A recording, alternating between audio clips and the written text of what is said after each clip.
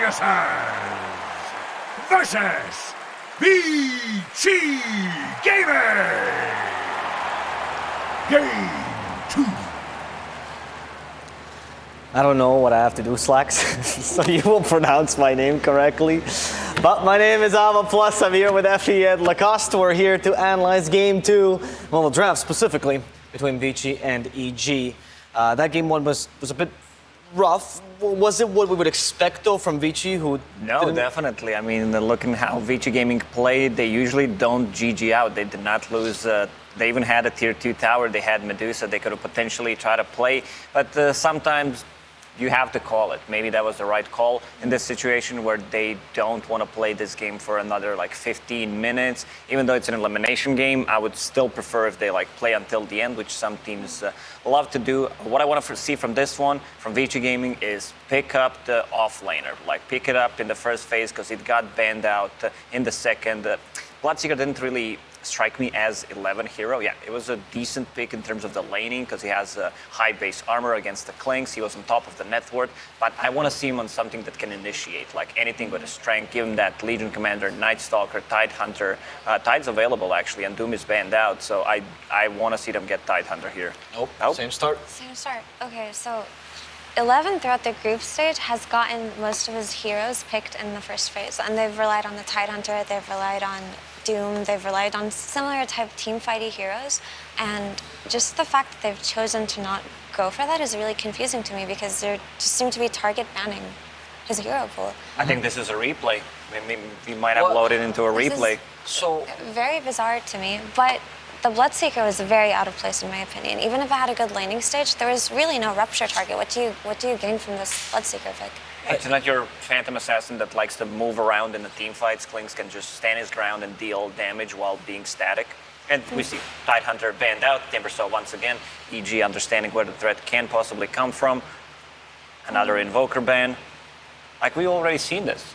I want to ask you, like, what does that mean for team mentality when we see the same I think that means, I think start? Syndrome had a really good point how, when he talked about PPD, where if certain strategy didn't work, they called it, they missed their timings and they GG'd out. So they're one more I feel like they feel for themselves like this is it. This is something that we have prepared. This is strong and we're going to do it one more time because we probably made it work in our scrims. So yeah, they are confident in this opener, and these are heroes that they do want to play regardless of whether or not it's going to look like the last game in terms of the first two for EG.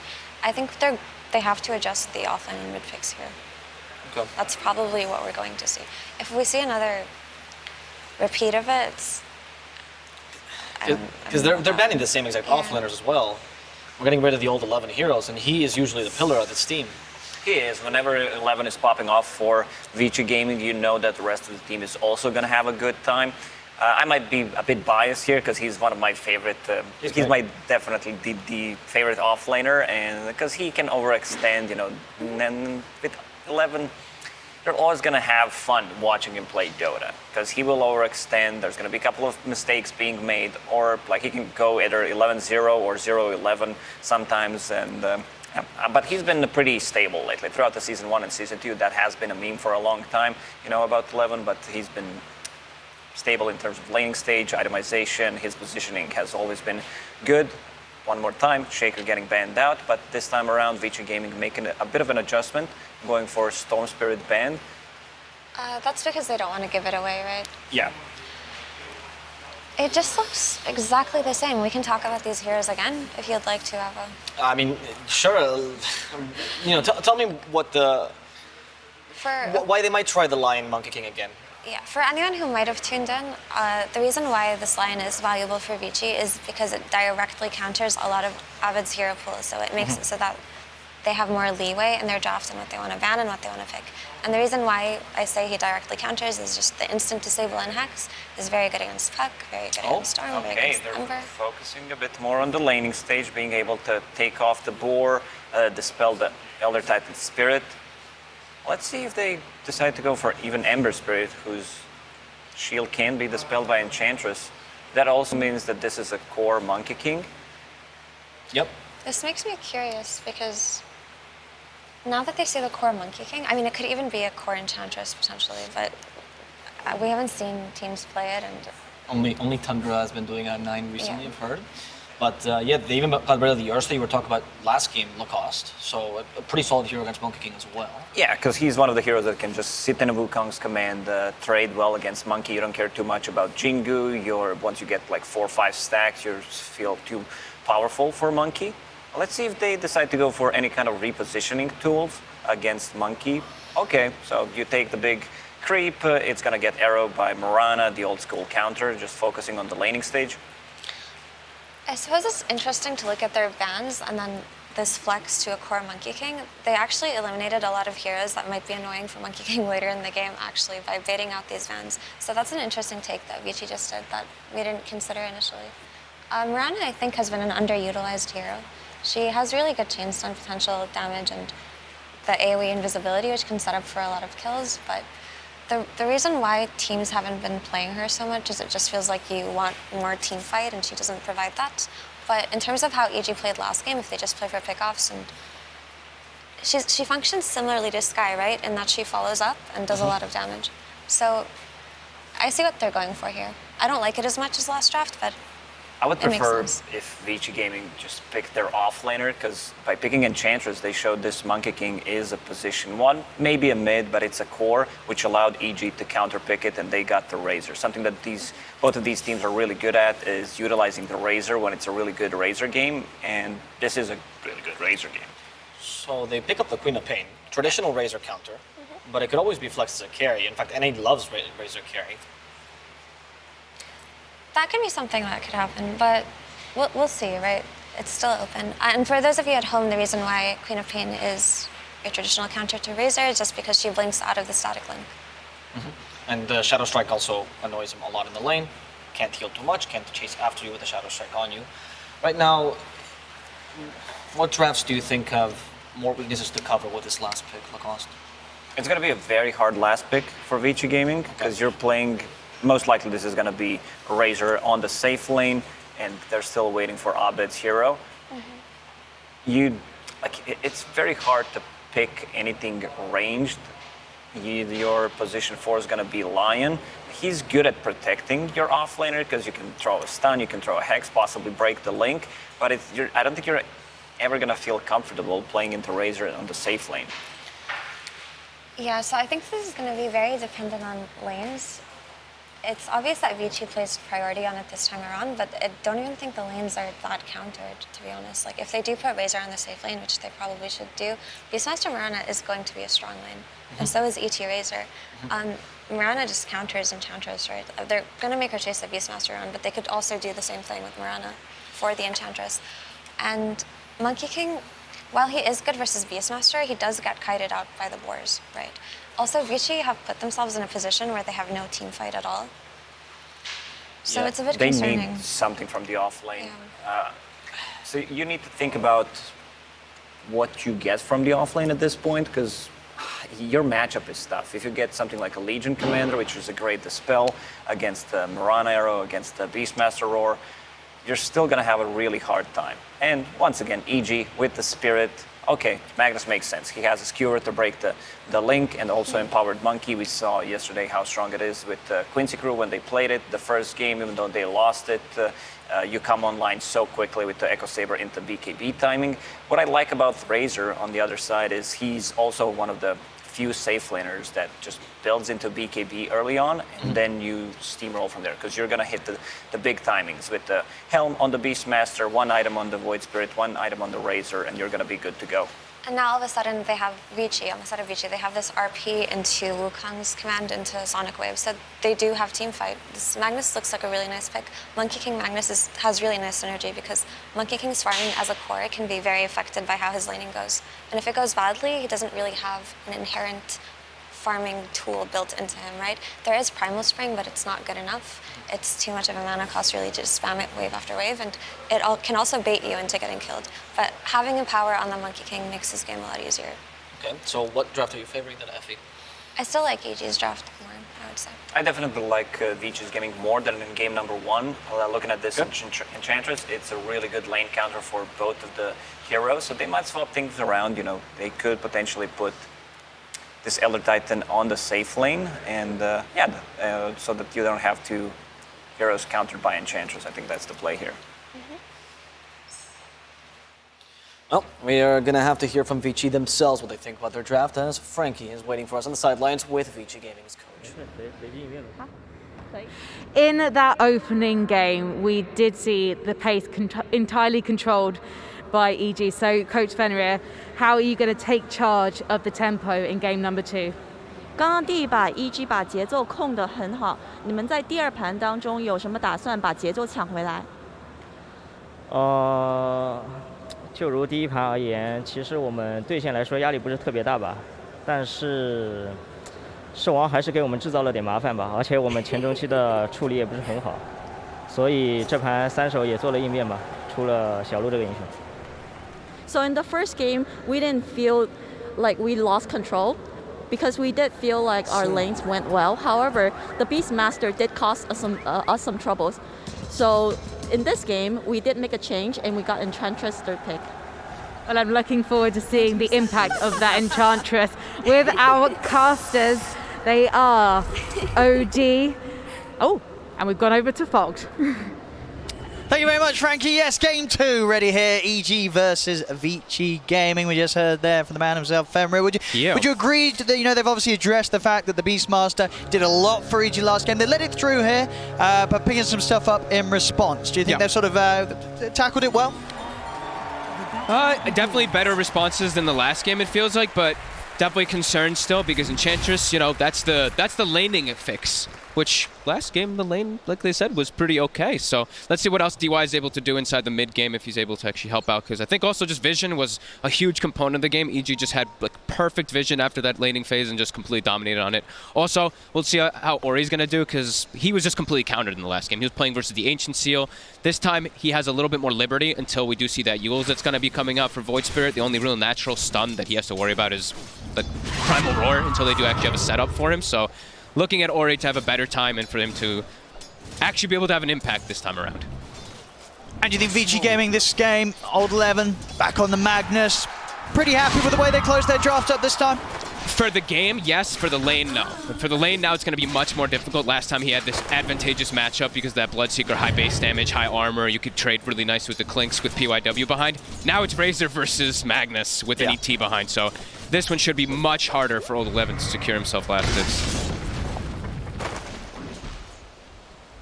Obviously Fly again, doing his best to bully back the two of them. Get that space for Artesian. So this time potentially set up some early action for Artesian. He'll be ready to rock and roll here in the lane as a Razor. Yeah, he kind of got, I hate to say it, but like he kind of got like carried by his team in the last game. He just had to sit back and farm. So I think this time he's going to be a lot more like impactful, a lot more moving around with his team and just more involved. Just feels like it's going to be more necessary, because also I do think like the mid matchup, it's going to be a lot harder for Abed versus that Queen of Pain. Yeah. And when you see EG's lineup, do you expect them, is the aim to play as fast as they did in game 1? Yeah, they've got the Beastmaster. Yeah. If they can just start getting the ball rolling, absolutely. We look at the wave clear on the side of Vici. They've got Shockwave, which is probably one of the better ones. The rest that we always talk about is just difficult. Like, of course, you can't really walk up and get like a Scream of Pain to just clear out these pushes that are going to start coming up around, because you're just going to get set up on. So that one, they do have a little bit of a worse time, but it all depends, too, is how they play with it, too, because the Bloodseeker, the last game, they didn't really have him in a position to spam out the Blood Rights. It felt like they wanted it to, as DY with the heal, and as well as having his own boar, of course, from that enchant. Now, we'll see how much it sort of affects Ice in the laning stage. Arrow will connect on Poyoyo. He could be in trouble. I was going to say, he's going to get brought down pretty low here. It's fine, they've still got a south between the two of them. And nice little high fives in the mid lane. We're seeing a lot more denies. Ori 10-7, 8-6 on Abed. Abed actually getting a lot more denies than I thought he would. The animation of that melee, of course, Void Spirit having one of the best animations in the game too, is helping him.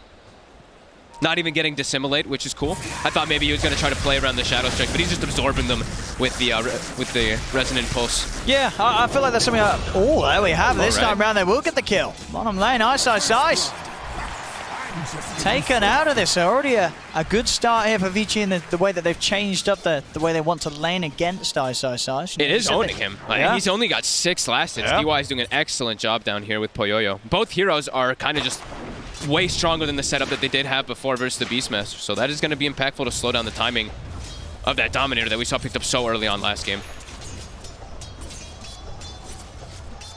Now we'll have to see how well Ice is able to recover from a bit of a rough lane. He's level 2. Poyoyo is level 3.5, so is DY. This lane doesn't get much easier either for the Beastmaster because his board is just going to start being susceptible of just getting burst down by the Monkey King a lot of the times, as well as just being taken over from DY. Yeah, I mean, in the past, right, we saw Beastmasters against the Enchantress just not level the board. That's just something you can't do in this meta with the way the hero is. Really. Especially, like, you just have to go the Dominator build now completely, so. You can't change it up. Crit, he's going to start moving around. Since that bottom lane, he can't actually apply pressure to Poyoyo. He's just going to start checking runes, helping out Abed so that he gets that advantage over Ori. Again, though, Ice, they kill his boar and immediately start committing on him. He's on his own.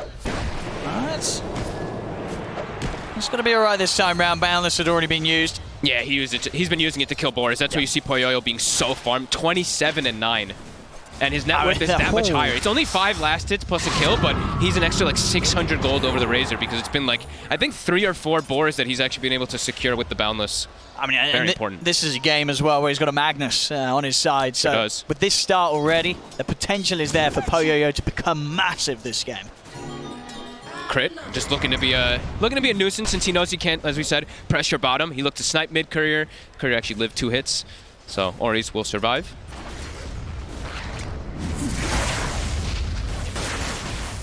It's trying to push back old 11, but always hard to go when they know he's got the skewer. We'll actually get the skewer back onto Fly.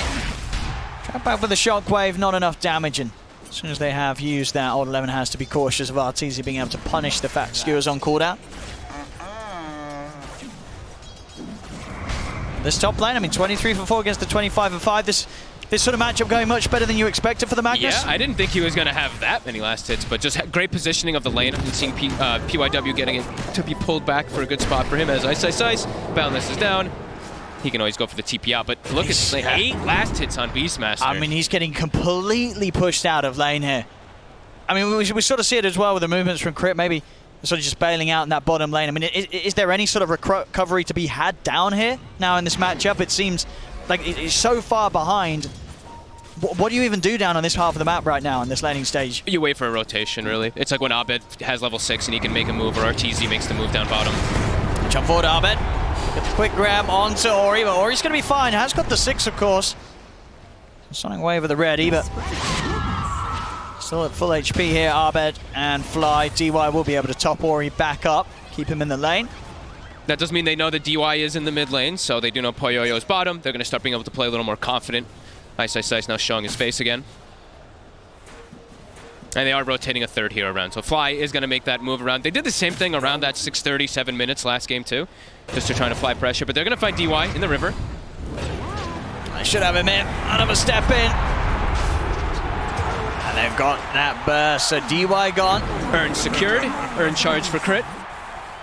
And they still do have a catapult bottom too, so Ice is looking to get some type of advantage. As Poyoyo, long range arrow. That's going to be a good duration on the stun here. They're in under the tower. Poyoyo's hit the 6 though. Wukong's command is down and look to beat back into Ice. Stop from Fly, stops the chase from Poyoyo, but further TP is coming in. Ori with the jump forward. He has got that Sonic Wave, he'll drop it. Blows up Ice, but now he's blinked in and Arteezy turns up for the trees. They were not expecting the Razor to be down here this early. As now over towards DY they go. DY getting slammed down. Poyoyo back in action, jumps over to Fly. Now get the trade back here, Vici Gaming, but yeah, EG really piling up the pressure, trying to force some action down in the bottom lane with an early move from Arteezy. Sneaky move too, just hiding himself in the trees. They had an Obs ward in the lane, but either way, they did not expect him to be there. Sonic Wave to secure kill, but Ori dies, and immediately EG responds, going right back bottom. They want to pressure this tower early on. Is giving a lot of space, as we see old 11 pretty much has the Dominator finished up in the top lane. I'll see what the reaction from Vici Gaming will be to this pressure that EG's applying. Poyoyo's keeping... Yeah, okay, now he's going to TP top. They're going to leave this lane. They did a good job holding it. Lanes again, looking really good for them. Abed looks like he was playing more of the farm game. Even when that whole fight was kicking off bottom, he literally was just farming. I see him maxing Dissimilate too, which is like that big farm mechanic. Now that he's got a haste rune though, looking to get a bit more active. They know that Poyoyo TP top as well. If they can get that kill onto the Monkey King, it'll be huge for EG. But Old 11 is in the area, and Ori is also already making the move up top, maybe predicting this. Poyoyo's going to need help. Remnant is off the mark, and so is the Stomp. Turns around with the Boundless. They fall for a crit, and they got the damage to take down Poyoyo. Needs one more hit upon him. Fly, he's in to secure the deal. Comes in, gets the kill, now turns over towards Ori. Ori taking some huge damage here from the Elder Titan. We'll let the blink back up into the trees they go. Old 11 skewers across. Fly tries to drop down the Stomp. But Old 11 will be able to finish him off before he finishes the Stomp there. So 2 quick kills for Vici Gaming. They do lose their carry though. Poyoyo going down. Great read though. Just as soon as like the Monkey King shows in lane, they're like, oh, all right, we probably have to help him because all of EG just went missing. So do at least get that trade going for them, and probably can transition it into this tower push. Sonic Wave also back up in 2 seconds, so if a fight does kick off around top, might look to fight, but they're a bit unhealthy on the mana pool. 300 on Ori, Old 11's down to 60. Unlikely that EG responds up there anyway. Ice, he's lost his board. Has got RTZ by his side here. The link's starting to go on to Poyoyo. So the Boundless onto the Tsunamis. A big link. Raw comes out to cancel the Wukong's command. As RTZ and Ice will be able to finish off Poyoyo. Ooh. He'll get the ult off. He finished it. I mean, milliseconds before he dies, so that's going to be 2 minutes on cooldown. No effect to be had from that Wukong's command. Targeted hits by EG. Ice is just baiting him. RTZ is just waiting for him to jump in and commit, and boom, instantly gets the connection onto a full static link. Poyoyo has to be more careful. That's 2 deaths back-to-back. It's going to slow him down completely. Sure, he's got the Magnus. He's going to have that Empower to make sure that he can farm in the later stages, but he is into a Razor, so does have to be very careful about how far behind he does fall. Good setup mid. Stomp into the arrow. EG. Ooh, they've got the damage. He'll blink out. Well, that magical coming in from the Astral Step. Still finishing Ori off. EG starting to really ramp up the pressure, and just like last game, they kill the mid twice, they kill the carry twice. Now they're starting to transition this into tower pushes. Vici's going to have Old 11 bail them out of this, it feels like, because he's having that really good time, but now their 2 other cores are getting pressured quite heavily. And the supports can't really bail him out of it. Enchantress more of that like super early laning phase hero. It's going to have to be PYW and Old 11, who now does have Arcane Boots. Was looking like he was going to rush the blink, but I think he just needs mana to show up. He needs to be in the fights to help out his team. As EG finds stacks, they're going to be happy. And this is the same exact move from EG as last game. Same time. Take bottom, take mid, take over to the triangle. This time it's not versus Adusa, but look at Poyoyo. Level 7, it looks like he's struggling to find a place to be. Will show himself around the mid. EG, 4 of them having their eyes on the Monkey King. Hey, I think if they connect with that stomp, they just go on him again. Has to be super careful. Dire are scanning.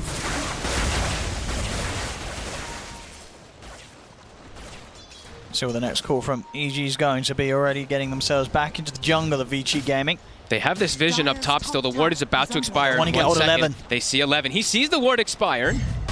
He's still farming though. He's still chilling in the area. But look, EG's got a better hit. They're looking for Poyoyo again. If Arbe can close the gap, they'll have a solid setup. He's sure. Oof. Oh, he's off the mark. Both Not able to hit mark. that Remnant, and Poyoyo will be able to walk away there. Bit of a miss from Arbed. Back in action in the mid lane. Ice getting jumped by Ori and PYW. As Vici Gaming get the kill, Old 11 was even looking to get a further catch. Well, managed to quite do so. And now, well, with Ice down, Vici Gaming feeling the strength to push back themselves in the mid lane.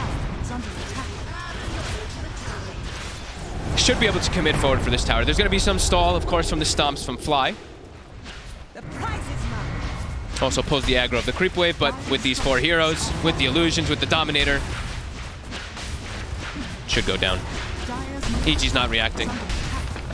Continuing to farm bottom on Arteezy, continuing to farm top on Abed. And Poyoyo, with his Empower, is able to farm up that Ancient stack after he dodges the gank. Now some well-needed space for Vici Gaming, with EG having to back over away from the Vici Gaming triangle.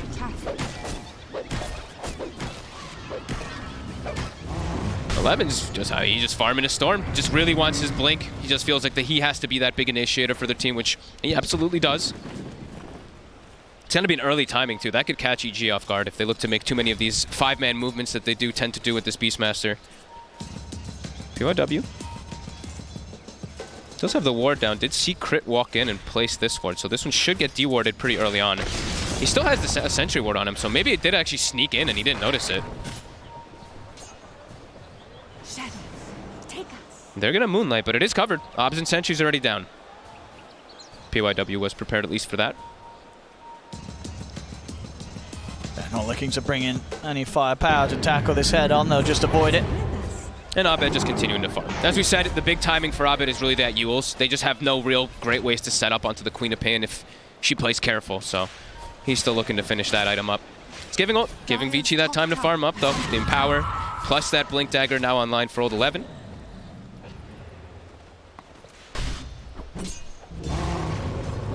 Let's see how proactive they will be once that blinks out. See if they make a play immediately with the smoke.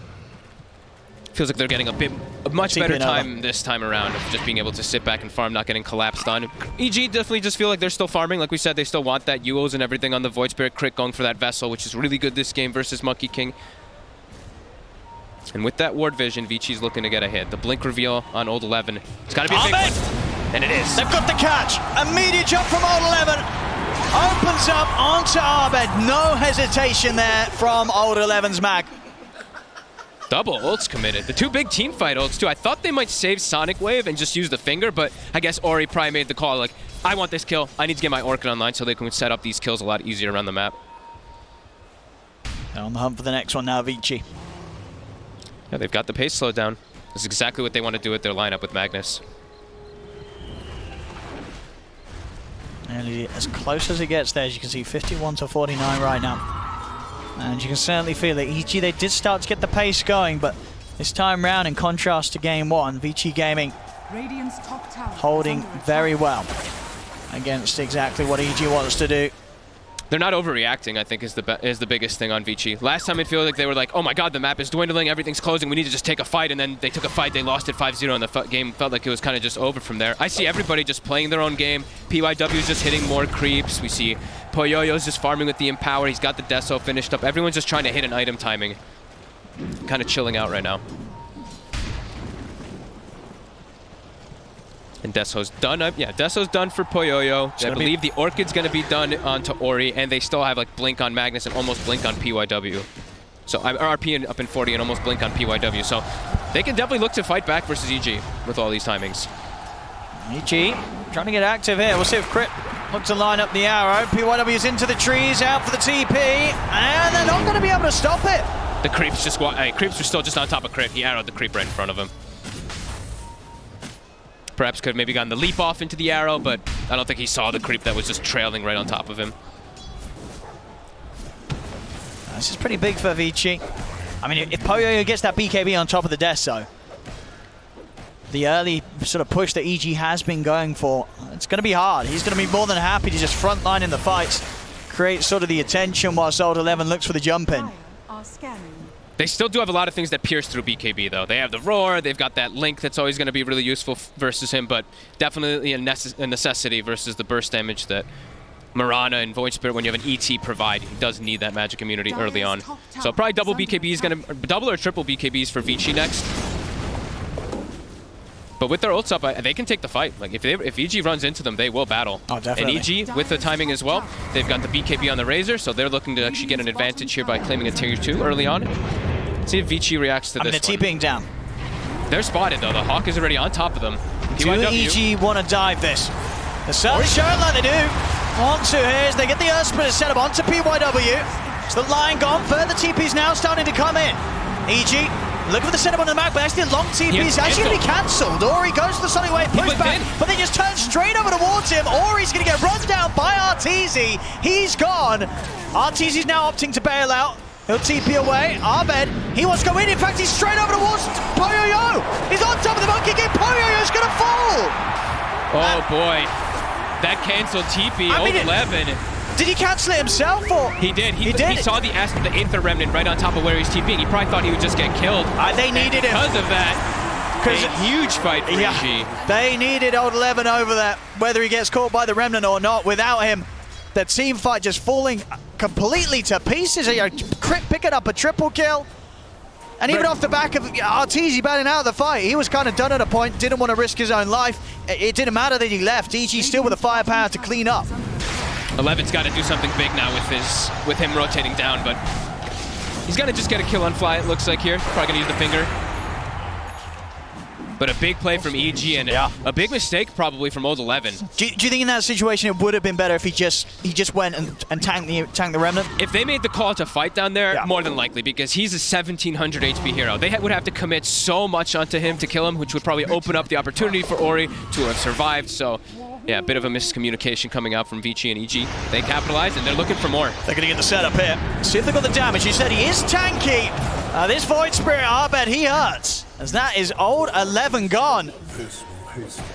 EG starting to really hit hard as Vici. They've got to get themselves back together here. The duo hunting is really potent. Crit as well as Abed can always find these kills as mid. Ori. Crit. He has blinked in a little aggressively here to try and find Crit. Well managed to jump back out, but Ori's got to be careful. Making moves like that, EG now with more than enough tools to punish. Just continuing to look to pressure this tier 2.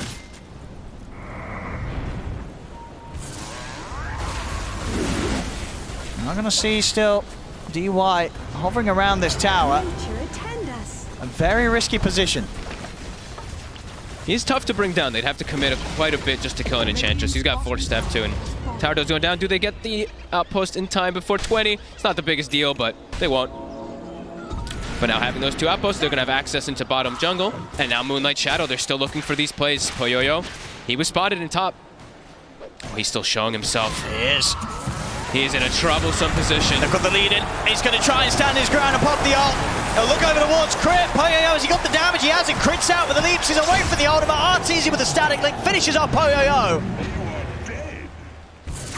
They just really have Poyoyo's number. They always seem to be able to catch him out. I think he needs to just play a little bit more careful of like not finishing off that one extra creep, as we see a lot of players do. Is like these areas where you are playing around like the dire hard camp up there. I feel like so many times we see players lately, it's like they kill one of the creeps and they're like, wait, something's going on, and they usually bail out. But again, Poyoyo gets caught out.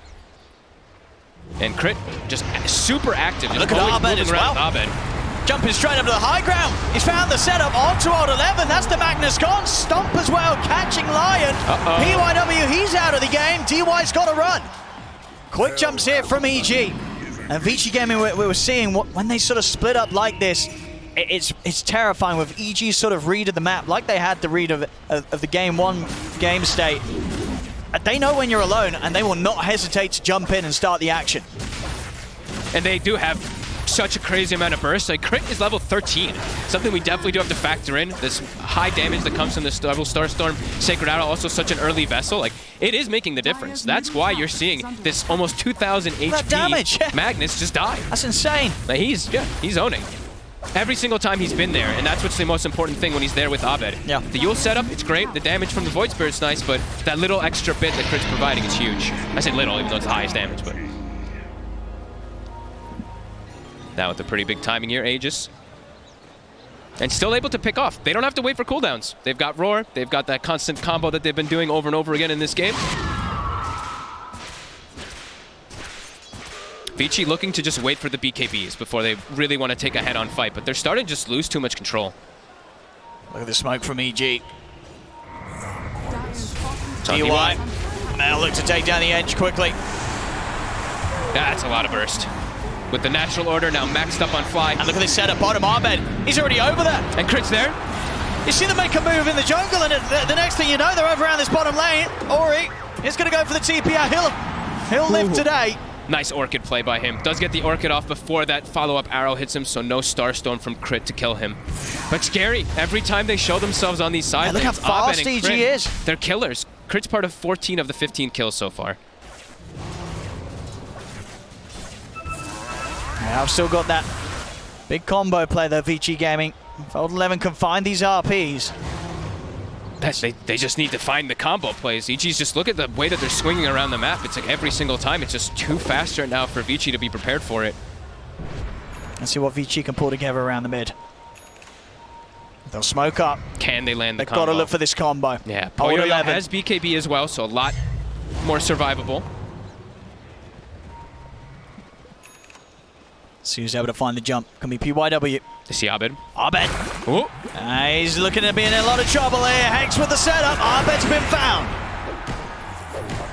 Nice move. Didn't have to commit anything big either. Fingers perfectly fine at this point, and they're still going to have RP and Sonic Wave for the upcoming fight if it does go on to them. And they are avoiding their ancient area. They're trying not to walk into this vision that EG's had control of. I mean, can you look for something more here whilst Abed's dead, or still the fact that RTZ has that age just a little too much for you to just charge straight into? I think it's just breathing room. It's like, all right, Ori, you can actually push out the bottom lane a little bit safer. You can finish up your BKB so that you're not just picked off every time from a Yule's combo. So I think that pickoff is just, yeah, finish up a next item. I believe we're seeing this AC getting very close to being completed here by RTZ. That's going to be pretty good versus the Monkey King. Counteracting that death so almost entirely on his ult team. Again, just looking to get these pushes going too with the Beastmaster. Playing around that Helm of the Overlord. And for Vici at this stage, do you think you just let your tier 2s go? It's just difficult when EG's already set up on it. If you haven't already preemptively set up on it, you have to assume that they have vision everywhere. The Hawk's going to be behind the tower. As EG's been playing in the last game too, there's probably wards all over the place too, so just drop it. Look to make your own play rather than be super reactive, because you know they're going to have vision advantage. They're doing exactly that. Looking for a tier 2 themselves, but the fortification is up. So if VG want to try and push back up to the high ground, they do still have Ice in his army leading in. A bit of damage to the tier 3s now. Go poke it. Golem's doing work. Radiant's middle tower is under attack. And they're literally just sitting onto the triangle, just continuing to farm that area for RTZ. Full Ags now finished up for Abed. So, as we mentioned, those BKBs, especially on Vici, are going to be very effective versus that. They don't have one on 11, though. He's actually gone for a Lotus Orb instead. Did you like that decision? To sort of help against those being caught by the static link? It'll help out. He'll be able to protect Poyoyo so he can actually stand his ground inside the fights, and maybe he gets a link of his own or reflects Aurora's. Ori. Quite a deep move here from Vici Gaming. They're going to go out with the TP. PYW gets left behind. They both had to BKB to TP out, though. They were very afraid of getting set up on. And the question is, did EG see the BKBs being used? I don't believe that. I don't think that they did. I couldn't see if the ward actually caught the glimpse from there. I think they were just a bit north of it.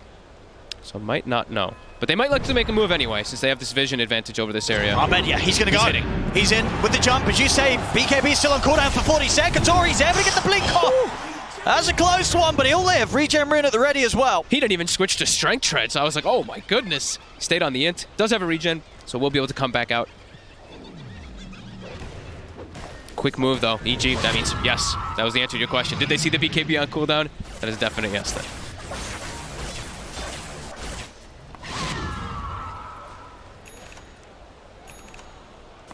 Well, Vici starting to step out. I mean, again, they're not playing too fearful here of EG. Aegis seconds away from timing out for RTZ.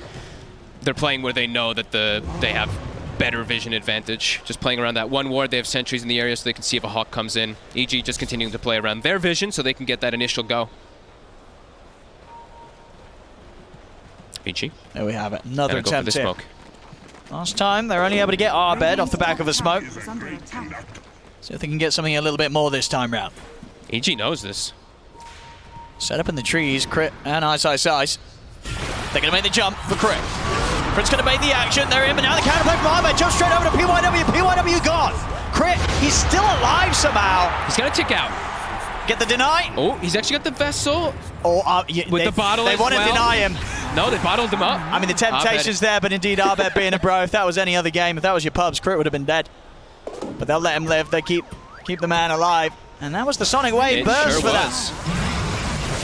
EG, I think maybe that Hawk that they had inside the tree line did catch just a glimpse of vision of when they went for that smoke, because their positioning was just way too perfect. Straight with the moonlight to try and spread back out across the map. Vici Gaming, despite losing PYW, they're still keeping this pressure on bottom onto the tier 2. But they saw him. They saw Poyoyo, and they have this ward. So they have complete vision of Poyoyo right now. Arrow? I mean, Oh my goodness, that was a little bit close. Last minute jump to the side. He's going to have to put the BKB and go for the TP out. We'll see Arbed jump into the trees to look for more. He's got the ult set. Cancels the TP out attempt from Old 11. As Old 11's going to get left behind there. As you say, that would, giving them the info, Arbed able to jump straight in. And those without a BKB, such as Old 11, not able to TP out quite as successfully. They do get the tower that they came for, though, on the side of Vici. But do have to be careful now that that BKB is on cooldown. We see EG immediate smoke swinging across because they know it's on cooldown. Either the Monkey King or the Queen of Pain will be a free kill if Abed is able to set up onto him. Or Ice with a Roar. And Vici has to go all the way up into their high ground, which is going to open up the map for EG. Push all their lanes in. It will be a bit difficult for Vici to get out of the map now in these next few moments. And a gem now picked up. So, like we said, vision control, vision advantage. That's what EG's been playing around these last 2 games when they have the Beastmaster. So, makes sense that they pick it up at this early time. Still just 1k in it. I mean, it just goes to show how very close. How much of a swing you will see if Vici Gaming can find that sort of team fight, that high ground defense. Pushing into the high ground against a Magnus is always going to be rather scary. So, Old 11 will have to be on the minds here of EG. EG has vision of Vici right now in the bottom lane. They have that kind of cute lane ward that I haven't seen in a while. Watching them all TP back, so immediately they push onto high ground. They get a free tier 3 and and the fortification. That was... That could definitely be abused here by EG. They still see Poyoyo bottom. Look at the line drawn. Will they make it in time? Surely not quite. Ice has Blink with the Psychic Headband. They're in with the Roy. Got the BKB off in time. Back up here as well from Old 11's Lotus, so EG won't be able to continue. There's the BKB, of course, forced here, out for a minute. Is it down to 6? It is already. How's the Queen of Pain one? Also down to 7 seconds. EG's looking to swing again. Still looking for something. Jumps in immediately, does get caught out by the silence, but he's rather tanky. Jump on He's not really caught anything. Doesn't get the catch that he needs. Ice now heading over towards Old 11. The army of Ice just beating through this Magnus, forcing Old 11 back.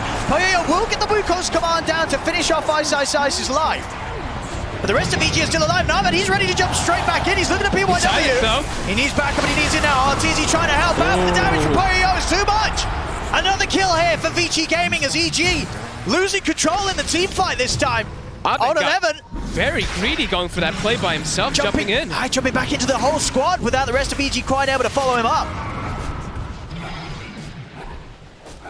See Vici, can they chase for more here? Poyoyo set up onto Fly, jumping forward. He's in onto the Elder Titan, and Vici Gaming getting 3 kills out of this fight. Out of a whiffed RP, they somehow end up getting the 3 kills anyway. Yeah. Maybe a bit of a good luck charm. That was an Old 11. Make sure you miss the RP at the start next time. That worked fantastic. Abed just really overplayed his hand. He thought he could burst the Lion in time, but PYW survives, I think, because of his stick charges. And now into Roche, they're going to clean this one up. Just as well as that shard. That's huge for him. Vici Gaming, a solid strike back here against EG. Now it's their turn to sort of show what they can do once they get this sort of a bump up in power. And they will give that shard over to Ori as well. We'll see this again here at the start of the fight. It looked awkward. Yeah, just not quite able. It was trying to catch Arteezy there in the RP, Old 11. And it's like Abed was able to back up, reset with the regen rune, and then either way, they still weren't able to take the fight because of that positioning. Vici just having the high ground advantage. Yeah, we'll see it here in a second. Abed, I mean, he feels rather strong, but jumping back in like that, that was a huge risk to take. Yeah. It does not pay off. Oh, interesting. Bottom Ori. He's going to get caught out here. Oh, he spent his gold too. He bought out the Lincoln, so 70 seconds, he's dead. That hurts. Towards the end of that as well, he could have put the BKB, but the blink was down for a second, so maybe BKB wouldn't have saved him anyway. Pretty interesting though that he's gone for the Lincolns as well. I know into Roar, a lot more people have been going this when there's only that like 1 or 2 single target things, but neutral items are a thing, and neutral items are what I call kind of the counter to Lincoln Sphere. As we see, there's a headband up on the Beastmaster, so as soon as they identify if Ori has Lincolns and no BKB up, they're just gonna headband break it every single time. So has to be very cautious of his positioning still anyway with that Lincolns. But Vici still with this enormous amount of team fight. And after that last fight too, didn't really point out, they did claim the gem. So we always were talking about that vision advantage for EG. Having this gem is going to make Vici's life just a lot easier of knowing that they're not playing under a Hawk, not playing under a Ward in all these situations. And a very buffed up Poyoyo, as we see an Alpha Wolf following him for the majority of the game. He's got ice armor too, provided from the Enchantress, and that Empower.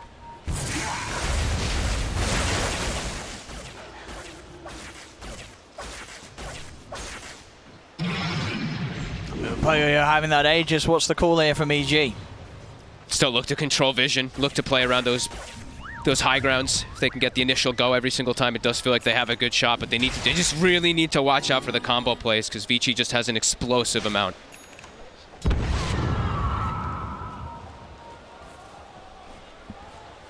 Very close game though, neck and neck. This is what you want to see, Vici Gaming. They've got everything up.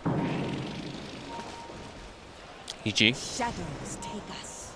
I think they had vision of that one again. I believe that Hawk that Ice has right next to that ancient kind of area did catch a glimpse of it, so they're backing up immediately. See if Vici's able to catch anyone here.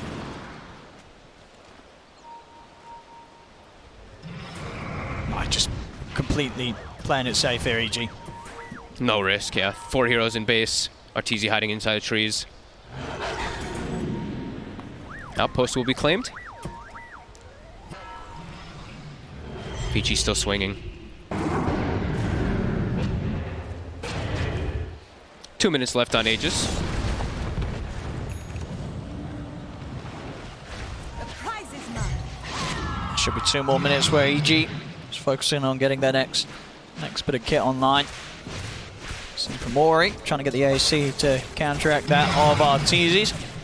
Arteezy very close to having his next item complete. Level 23 as well. Still top of the board here, just ahead of Poyoyo. It's such an even game right now. It's really just, it's gonna come down to those initiations. Who's gonna get the big jumps? Who's gonna delete a hero at the start? Because on top of those big initiations, it's an overwhelming amount of damage that both sides do have.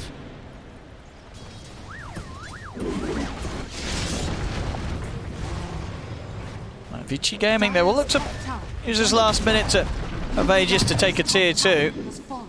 Scotty's also now finished up for Poyoyo, so he's going to have a really good way to kite out those BKBs, especially inside Wukong's versus Arteezy. And tanky now, too.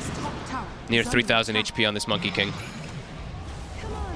Let's see how hard EG want to push the high ground.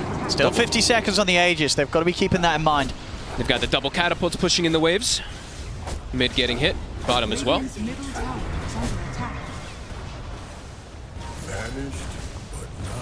Dire's top tower is under attack. Both teams very much waiting for the other to make the move here now. Yep.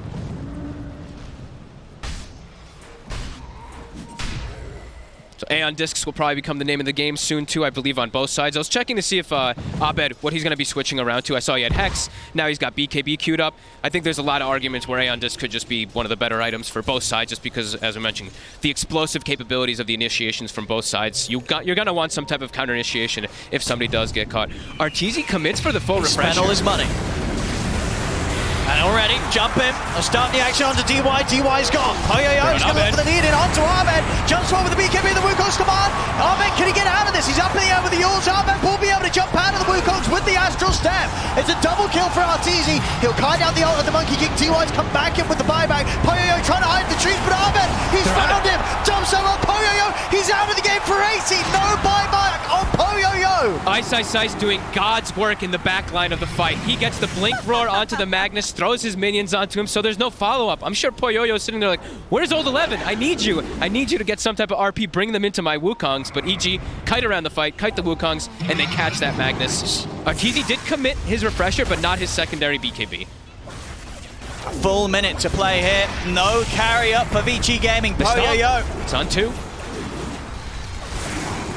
Arrow actually off the mark there from Crit. Jump forward. Look at the grab back up. He's going to get jumped in. He's going to get caught as well. Look at the Hex. The stun on TG is gone.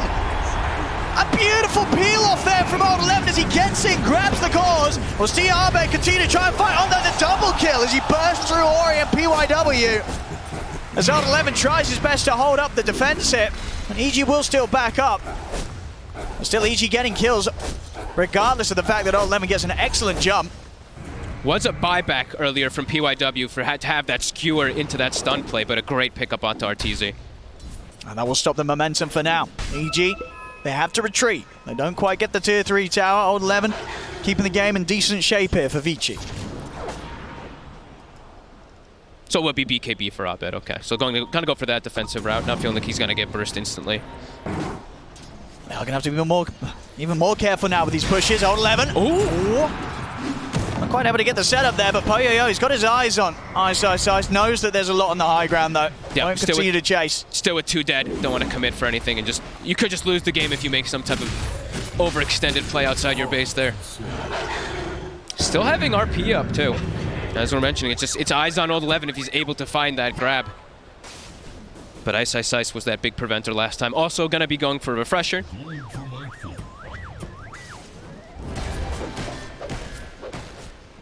He's got that level 20, that skewer range as well. Hasn't picked up the shard. It's multiple games now where I saw like a lot of players, especially on T1, Cuckoo, you know, he's the one who's been prioritizing picking up that shard. 11, I think every game I saw him play Magnus, he never buys the shard. And we've seen how powerful that horn toss can be, so a bit interesting that he doesn't even opt for it. I think it's just sort of preference, right? I feel like some of these players, they play Magnus so long before that ability was ever added to the game. They just feel that it's not necessary to do what they want to be doing with the hero. Yeah, it's a bonus thing, but it's just something that, you know, if you haven't been playing it in the thousands of games you played in your career, well, maybe not thousands, but hundreds at least, you're not going to feel as keen to just change it up. And Old 11, he's comfortable with the style that he's always rocked. EG's got their lanes in a good position right now still. They're looking to just go right back to bottom.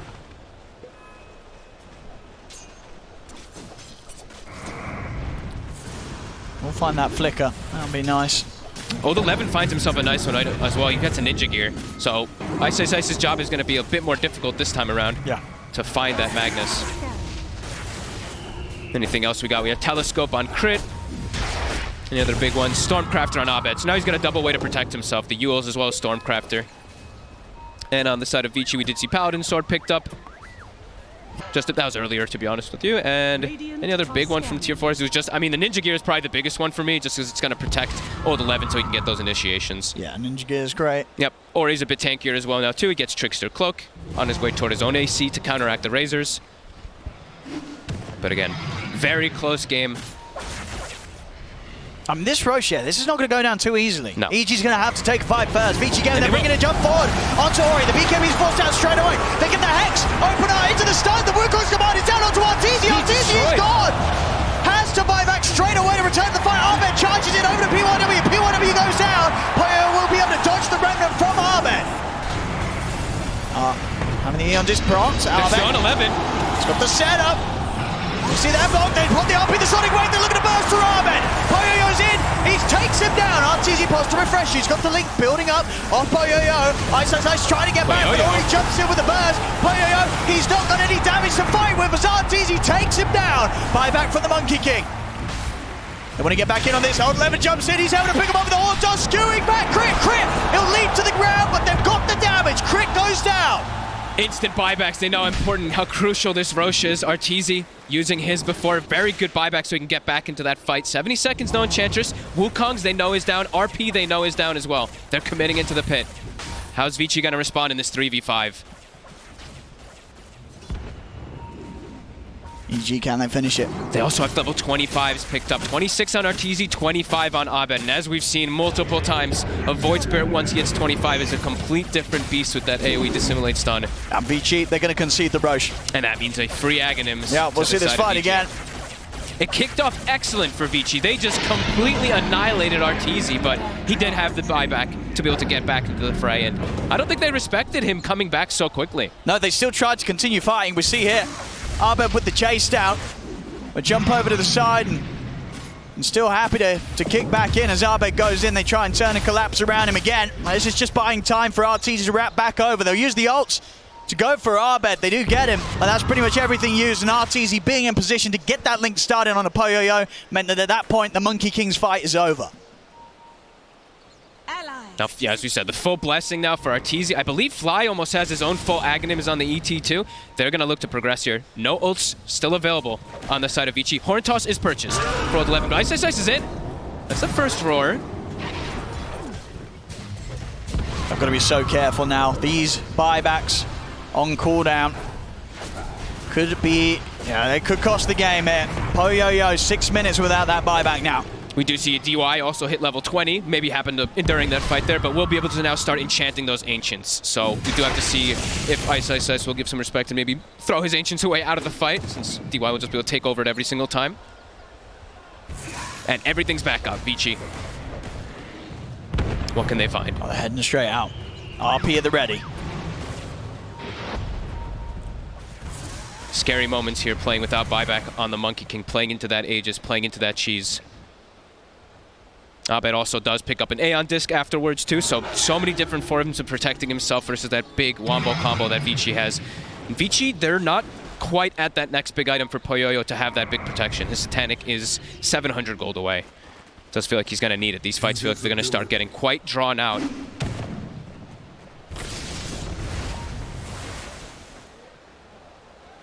And Fly, as we say, he's trickling slowly towards an Aghanims. He's 250 away. It's going to change the state of the game a lot too, and he's able to stay in the face of these tanky heroes and allow his teammates just to rip them to shreds with that natural order. Still quite a bit of time to play with the Aegis here for Arteezy, 3 minutes. Old 11 just keeps going for Alpha Wolves the entire game that I've seen. Just looking for a dominated Alpha Wolf to stick it on Poyoyo. Oh, here we go. Scan comes out. EG's aware. They're going to try and go for this into that Aegis and cheese, but EG, with the Moonlight, they're ready to move in. They want to take the fight. Let's see if they catch this Vici with a good wraparound, though. They might not expect them to come in from the side. They picked up the Satanic also for Poyoyo. See if they can get the jump. Arteezy, he'll show himself. Quick little poke with the Plasma Field. Vici now, they're a little hesitant. They know they can't get the jump, the initiation that they wanted to. 11 is watching for the cliff here.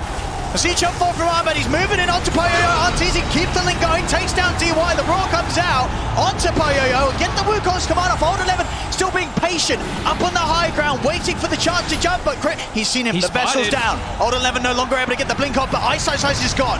No buyback available for Ice. EG, they're going to have to do this 4 versus 5 for now. DY, he bought back for this, there's a dieback from the Enchantress. Old 11, he misses completely! But they found Abed. They found one of the really important kills on the side there. PYW was able to get the chain disable for Poyoyo to engage. Yeah, I mean, again, another scenario where there's an RP miss, but I don't think Vici minds at all. They're going to start pushing in a little bit down the bottom. No buyback on Abed or Ice. This is a long time without 2 of your cores. 11. Point toss. He's got the grab. He takes him out of the base. They've got Arteezy. Arteezy's going to go down once. Can they do it again? Can they do it again here? They're going to try, but the BKB's out. Jump forward, the Sonic Wave pushing Arteezy back down to the low ground, but Arteezy's able to get out of there. Moonlight shadows up. Crip gives him the cover to escape from the rest of Vici Gaming. They'll force the glyph.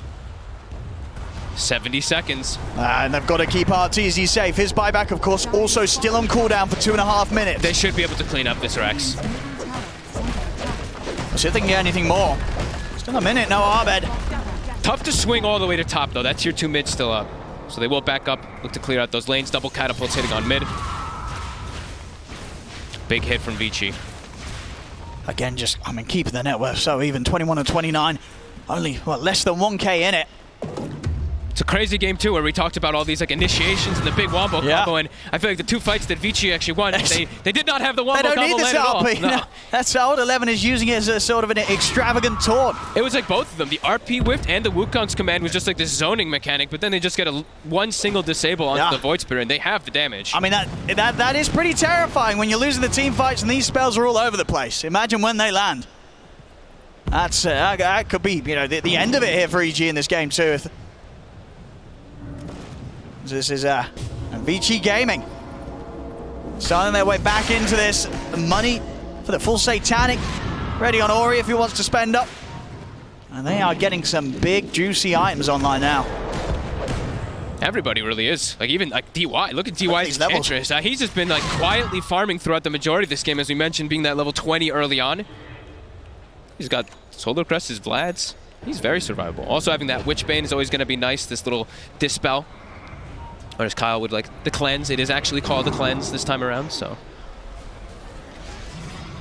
And he's farming so much just because of his inching creep too. Like he just keeps taking the black dragon, and it's a better dragon because it's got that enchant buff on it.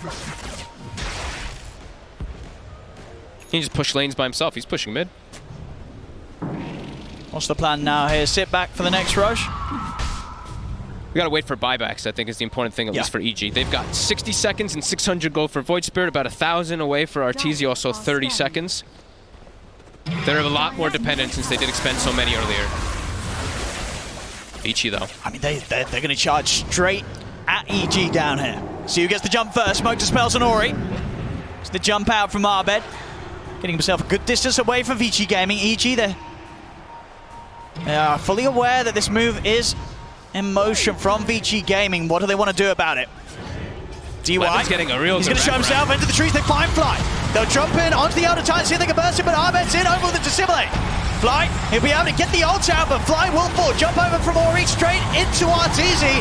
DY, Poyoyo, and Ori trying to focus down the race. The roar comes out from Ice to hold back Poyoyo. Second roar, it's going to be blocked by the Linkers of Ori. They've taken out Artor. Ice will manage to TP out in the trees. That's Arteezy dead.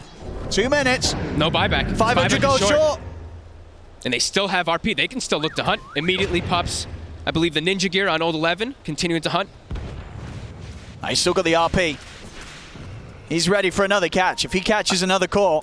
The way that they start the fight on Vici is really smart too. Like DY is just like, I'm just an enchantress at this point. All I need to do is give information for my team to stick onto these targets. If they get even one disable on any of these cores we've seen over and over again, the EG heroes just die. Yeah, these fights are looking harder and harder for Evil Geniuses. Middle tower has fallen. Smoke up to set things up, but still 80 seconds, no carry up for EG as Arteezy. They just have to sit back and watch. And it's how do you actually deal with Ori now? You know, having the Lincolns, having that 18-second spell block that he picked up earlier from the 25 satanic trickster cloak, he's so durable. Tries to start the action off. Immediate jump, they do get the arrow connection into the simulate stun. They've caught Ori. He's gone.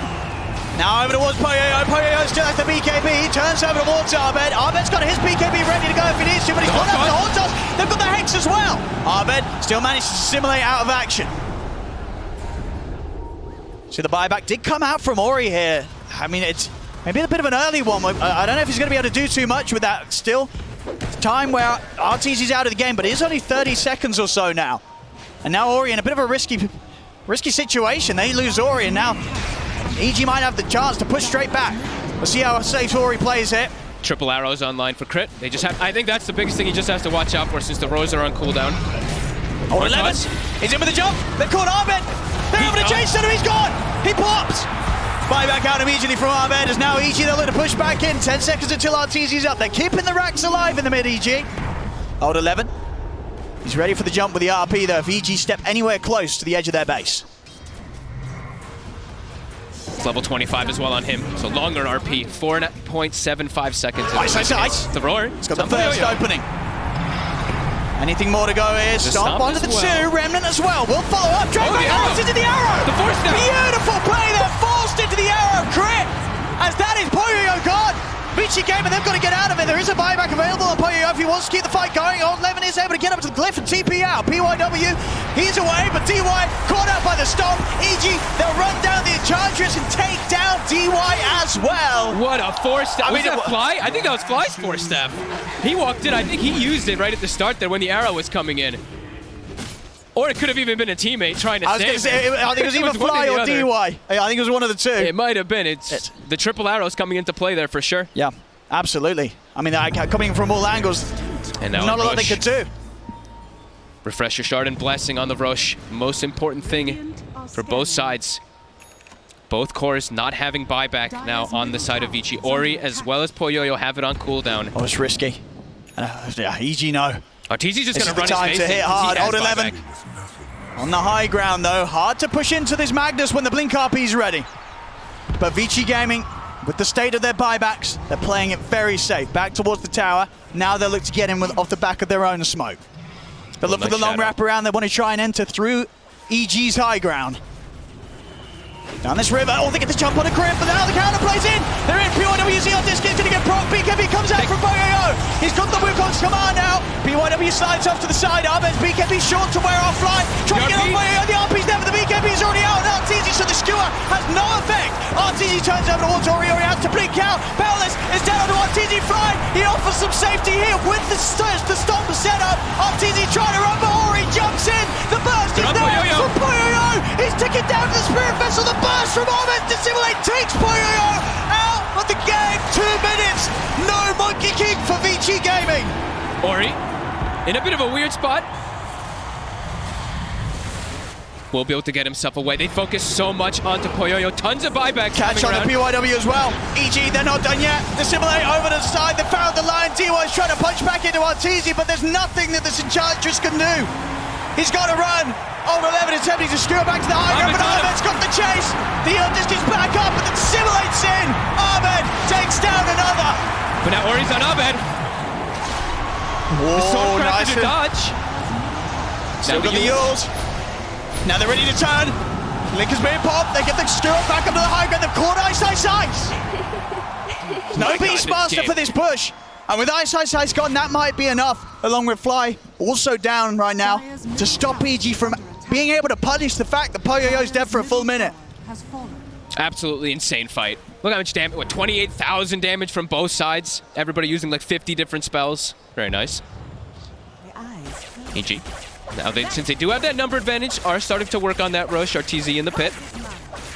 We'll see the start of this fight again.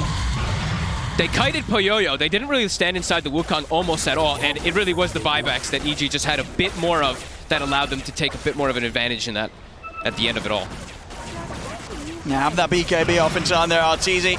He would have been dead otherwise. Absolutely. If he did not. That skewered into the Wukongs, he would have died even earlier. Time to just draw out and just a perfect read of when to get back in on top of Poyoyo.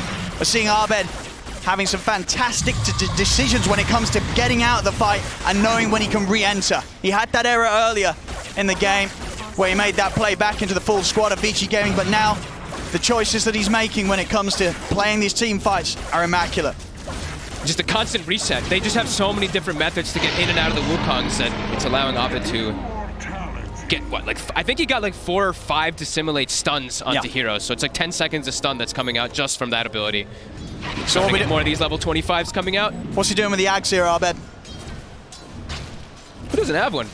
Who do you even want to give it to, actually? Do you just give it a crit? I think give it a crit. You don't really have anybody else. Yeah. Like, Fly already has it. He's the most important one besides that, so. I mean, just sell it? You can sell that one, right? Sure. Probably more useful on a hero. I'm sure it is. We'll see. See how greedy Abed is. So this move on 11. Oh, he's found him. He found RTZ. Drag back onto Artor. They'll blow him out quick with a finger. That's the Aegis gone. They've got the Wukong right on top of him, too. Sonic Wave from Mori, pushing back Fly, so Fly won't be able to get back over and help out. Jump forward onto RTZ, pop the refresher, the BKB is trying to run. Another use, the refresher shot and the refresher on use, but he can't keep himself alive. He's out. 2 minutes. No buyback for 5 minutes. A huge catch there as RTZ on his own with the Aegis and refresher shot. It doesn't matter. Did he used everything too. I think he used 3 BKBs. He tried to use 2 or 3 flickers to survive. He pressed all the buttons. It wasn't enough. He was completely alone. And they did do a good job. Ori, he jumped the back line. He jumped onto Fly, made sure that Fly wasn't going to be able to do any type of disengage. Those buybacks from earlier that EG had to use for the fight, now hurting them. DY? Well, maybe the Aghanim's on Ice will help a little bit here, spamming those axes out. Okay, did pass it over to him. Bit of deep push BYW, he's just stepping straight back in, so is Ahmed though! Ahmed's moved up. Eondis will proc, he'll look to jump in with a 2-man, Dissimulate stun, gets himself back out with the Astral Step. Jump forward, hold 11, RP onto the 2. The BKB was up already though from Ahmed, so Ahmed will live, but Crit will not. Marana is gone. Still 1 minute without RTZ. Vici Gaming, they're ready for the next one. Ahmed is going to turn over towards BYW, but 4 heroes upon him. The Hex is there. Ahmed is gone. No buyback on him. GG is called. Vici Gaming will take this game too. What a wild game. Hundreds of buybacks it felt like in this one, but Vici, even though they didn't get the best connection some of the times with their huge wombo combo, at the end of it all, they just out-team fight EG in several different situations. EG just kept throwing bodies with more of the buybacks, but as for the scaling went, Vici just continued to scale just that much harder with their heroes. Yeah, that was one of those games where the fights were so frantic that, you know, that you had to be completely focused, and Vici Gaming indeed pulling themselves together in a fashion we've seen them struggle to do so in a few games here on the main stage, but this game showing that magic's certainly still here from the squad. And especially the man we just saw on your screen there, Ori, walking out of the booth there at the end, made up for all of his tough games that he's had at the main event. 15, 6, and 10 on the Queen of Pain. Item decision actually ended up working perfectly, going for that link, and he blocked I don't even know how many of Ori's, and his target priority inside the fights was excellent. He always was either finding Abed with the Ori catch, getting him with the catch, or finding Fly in the back lines. And we saw, you know, this time at the start, EG, we knew they were going to try and go for a sort of similar road to victory as they did in game one. This time around, they weren't able to find it. What do you think tripped them up the most this game? I think this time Vici just didn't overreact. I think the last game, sure, the Beastmaster was a little bit too overwhelming because they didn't have this Enchantress to always just like kind of deter them at all. But it felt like Vici was just like, oh my god, we have to fight, we have to fight. This time around, they're like, let's back up, push the lanes out, let's get these items online. We're good, we can scale super hard in this game, and we saw exactly that. Well, indeed, an absolute delight of Dota 2 that game, ladies and gentlemen, with Vici Gaming taking a game back against EG. We're going to be having another one of these, game 3 round the corner, but as it stands, Vici Gaming versus EG 1-1 right now. Thank you so much, Odie Pixel and Fog. Guys, I gotta take a moment here. I gotta admit, I am actually so emotional after watching that game. Like, this is why we are here. That was one of the greatest games I've ever seen, and just the fact that we're like at this event together with all of our talent in the talent room, just screaming, seeing Abed, you Stormcrafter and Yule Scepter. I mean, this is TI. This is 2 years that we've been waiting to come back here as like not only a family of us, but as a community. And that game just solidifies two teams from across the world coming together to just beat the shit out of each other. That was such a goddamn pleasure. And I got to compose myself here. But gentlemen, what did you think about that? I mean, Cinderin, we robbed you the first time from talking.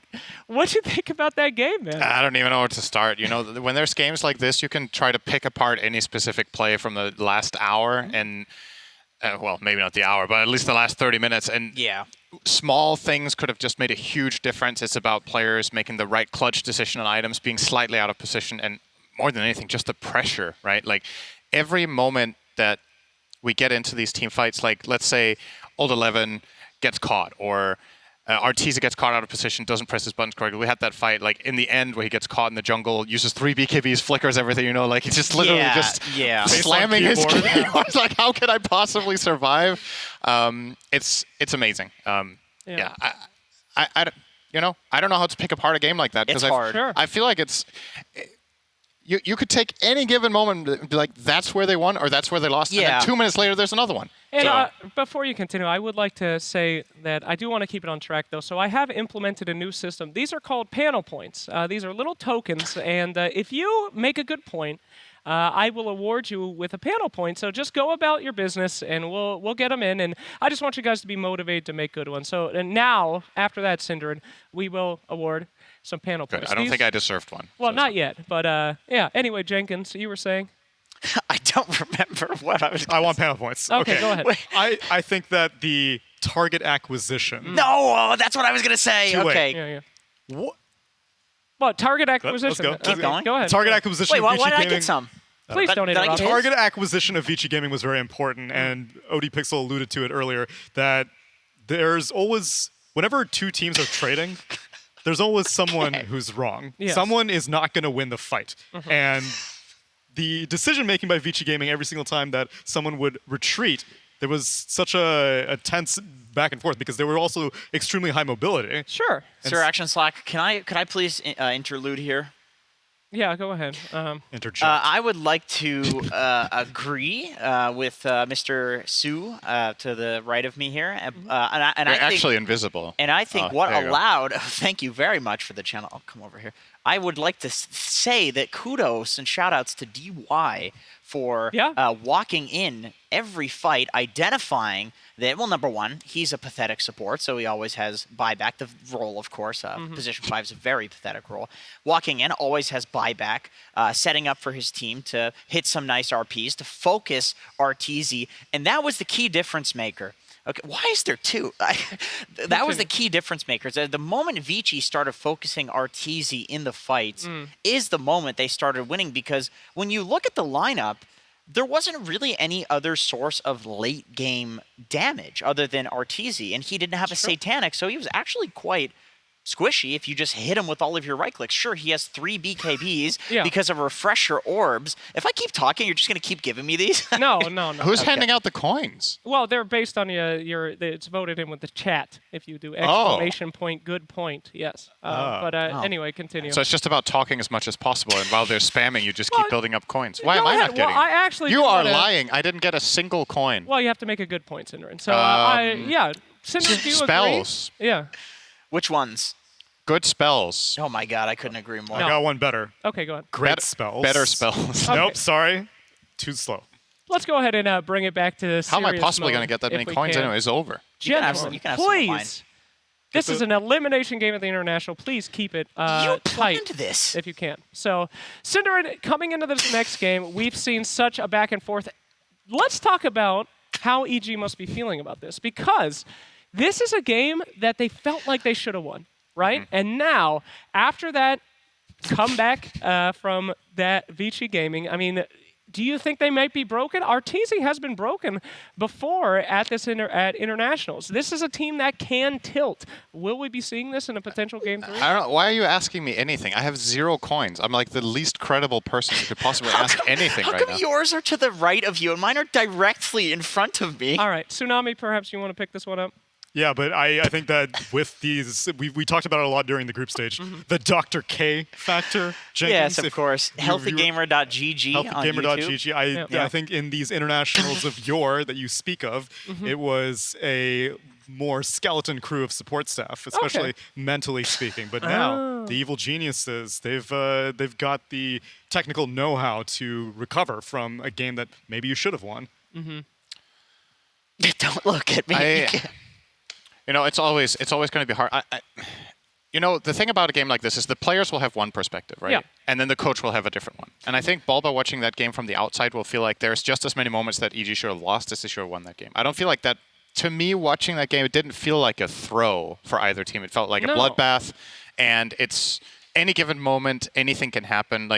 And you can, like I said earlier, you can pinpoint, okay, Arteezy dying in the jungle, then the end is the nail in the coffin, but there's just as many moments before that where things can go right or wrong and you just lose, right? So the most important thing, honestly, is just mental reset, right? Like, if you can somehow get yourself in the moment, okay, maybe not even think very much about what happened in that last game, but just, you know, stick to your guns, get good picks.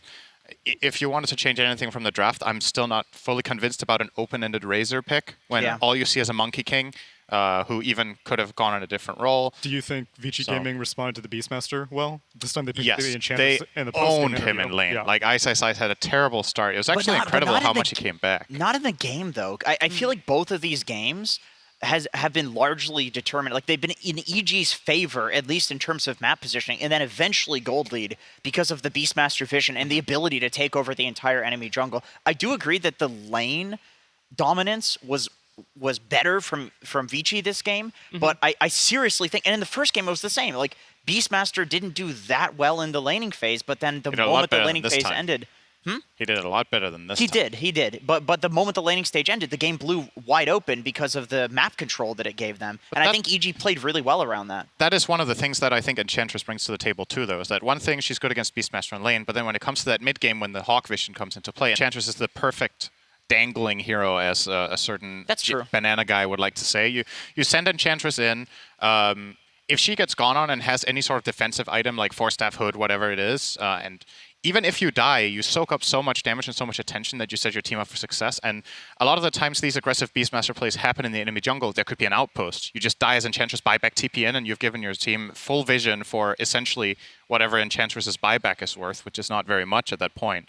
and all the expended resources. I think Enchantress is better against Beastmaster than just the lane because of that. Yeah, okay. I think it's And pretty good. at level 20, she was taking the Ancients talent, and so even the Dom creep was, or the Overlorded creep was still being converted. Yep. And honestly, I have had much love for Ice at many internationals. He's always been a player who I wish would get an Aegis. But he seemed a little rattled at the end of that game. And not like, I didn't see the player cams or anything, but there was a moment where Crit landed a split Mirana arrow on the Lion, and immediately Ice roared the Lion. Even though it was like a long-range arrow, the Lion was going to be stunned for a while. And then in that precise moment, Abed went in to jump in on the Void Spirit. This is all during the top Rax siege. And ultimately, I feel like Ice, for as chill as he seems typically, has kind of lost some of that magic whenever it comes to elimination time. So more than Arteezy, I'm concerned about Ice. Wow, that's a pretty good spot a impact. friend a coin, please. No coins for you, here. Synderne. You have to make Stop. good points, my friend. So no coin. All right, so Give me your best tip. How do I make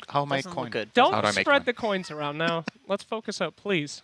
All right, well, the teams seem to be coming out into the booths, and we are getting ready for a Game 3. This is a elimination match. This means that a team will be going home.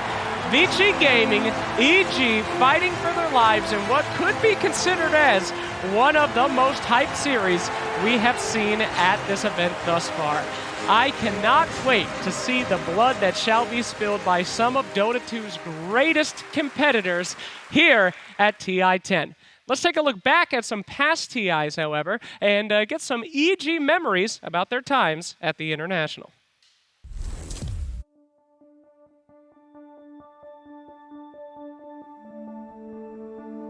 My most vivid memory was from TI8 group stage. There was this group stage match against Team Liquid. It was Kuro's team, and at the time, we thought we were really good. So when we played against them, we're like expecting to own them kind of thing. And then they just they shit on us like so hard. We lost to some like off-lane Drow Ranger kind of thing going on. Like, it felt like they're trolling us, but we lost. And I just remember sitting there after just laughing. I just started everyone in the room is kind of serious, kind of sad, but I just started laughing and I started raising my voice and yelling and happiness. It was feels good. It feels good to get owned.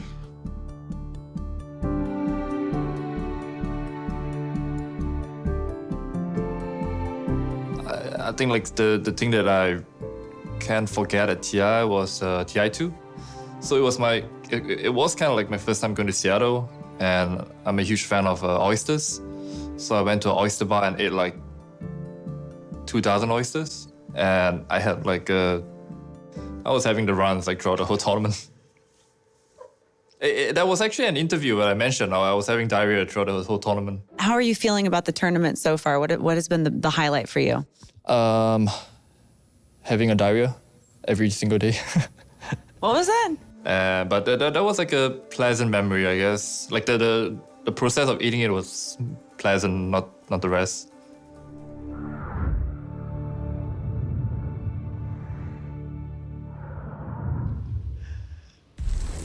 Wow, what a fantastic piece about the memories of EG in this, the most critical moment they have ever faced.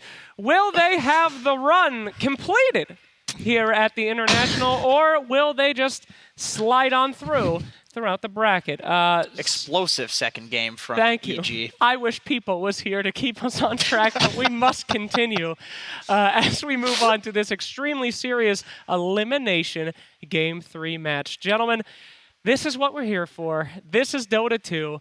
If you are a new Dota player that's watching it for the first time, well, you are in for a hell of a treat. It is so good to have you here, about to witness TI history. So, Tsunami, my friend, we have seen so much. We have talked about how Vici Gaming need to pull back from that last game. They did it, even though you kind of doubted. You think we'll be seeing that again? I think that Bulba is a very stubborn drafter, and I think that they have been kind of using Beastmaster as the linchpin for this entire series. And so I'm curious, because this has been the downfall of Bulba many a time, is he is very, very stuck on an idea, and he seems intent that his line of thinking is the best, which came against him in Singapore. It absolutely did. Well, the time has come. No more questions. It is time for the draft panel Did I get with a coin? Avo, Effie, and Lacoste.